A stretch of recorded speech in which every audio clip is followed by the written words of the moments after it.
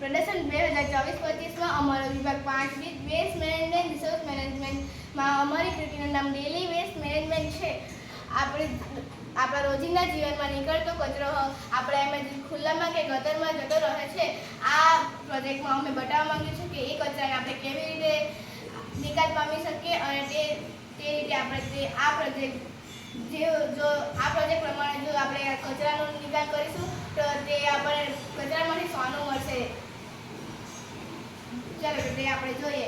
સૌપ્રથમ આપણા બધાના જ ઘરમાં 2 પ્રકારની ડસ્ટબિનો હોય છે, એક ભીના કચરાની અને એક સૂકા કચરાની.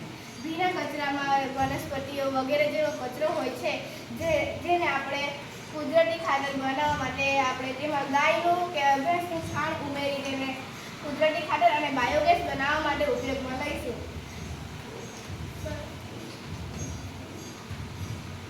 હવે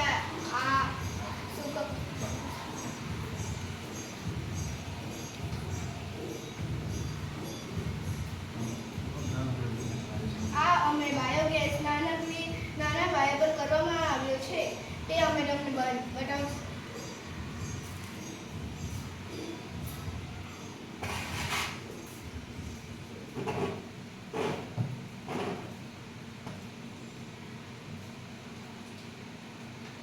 આ રીતે અમે જે બાયોગેસ બનાવ્યો છે તેને કારખાના કે આપણા બર્તન તરીકે ઉપયોગમાં લઈ શકાય છે. આ બાયોગેસ ઉપર ખુલ્લામાં જો રાખી મૂકીએ તો તે ઉપર જઈને આપણે ઉપયોગી જેવો ઓઝોન વાયુના સ્તરને તોડી નાખે છે. તે આપણા માટે નુકસાનકારક થઈ જશે પછી. તેથી આપણે તેને આ પ્રમાણે મોટી માત્રામાં કરીને ગેસ બનાવવું જોઈએ જેને આપણે આપણા રસોઈમાં બર્તન તરીકે પણ ઉપયોગ કરી શકાય છે. હવે આ સૂકા કચરાને આપણે પેપર રિસાયકલિંગ ફેક્ટરી અને પ્લાસ્ટિક રિસાયકલિંગ ફેક્ટરીમાં મોકલવામાં આવે છે.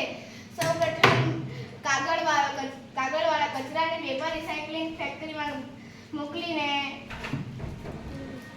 તેનું રિસાયકલિંગ કરવામાં આવે છે.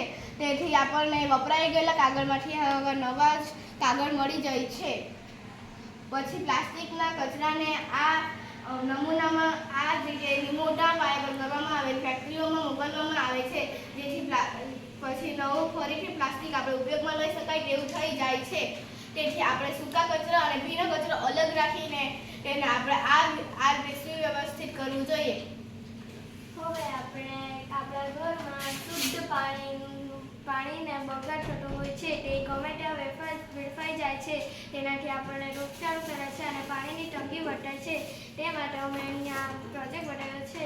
જ્યારે પીવાલાયક શુદ્ધ પાણી જ્યારે કપડાં ધોઈએ ત્યારે અહીં આવે છે અને તે આવું ફીણવાળું હોય છે તેને અમે ટોયલેટમાં મોકલ્યું છે જેથી ટોયલેટમાં રાસાયણિક પદાર્થો હાનિકારક સૂક્ષ્મજીવો હોય છે તેનો પણ નાશ થશે.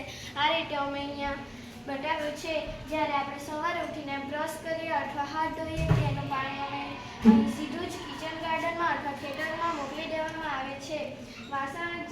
હવે આપણે વાસણ ધોઈએ ત્યારે તેમાંથી અનાજના કણો અને પાણી હોય છે જે પાણી અમે કિચન ગાર્ડનમાં મોકલી દઈએ છીએ અને અનાજના કણો ખાતર બનાવીએ છીએ. કુદરતી વિઘટન પામી કુદરતી ખાતર બનાવે છે જેનો ઉપયોગ આપણે ખેતરમાં કરી શકીએ છીએ. હવે જો આ પ્રોજેક્ટમાં દર્શાવ્યા પ્રમાણે બધા જ ઘરમાં શહેરોમાં કે ગામડાઓમાં કરવામાં આવે તો આપણને તેમાંથી જરૂરી એવો બર્તન તરીકે બાયોગેસ, કુદરતી ખાતર વગેરે જેવી ઉપયોગી વસ્તુઓ મળે છે. તેથી આપણે આ રીતે પ્રોજેક્ટમાં દર્શાવ્યા પ્રમાણે જો કચરાનો યોગ્ય નિકાલ અને પાણીનો યોગ્ય નિકાલ કરવામાં આવે તો આપણા પર્યાવરણમાં રહેલા જંગલોનો નાશ થશે નહીં. તેથી આપણે આ રીતે પ્રોજેક્ટમાં દર્શાવ્યા પ્રમાણે આપણે કરવું જોઈએ જેથી આપણા પર્યાવરણમાં શુદ્ધ રહેશે અને આપણા જંગલો જેવી વસ્તુઓ પણ સારી રહેશે.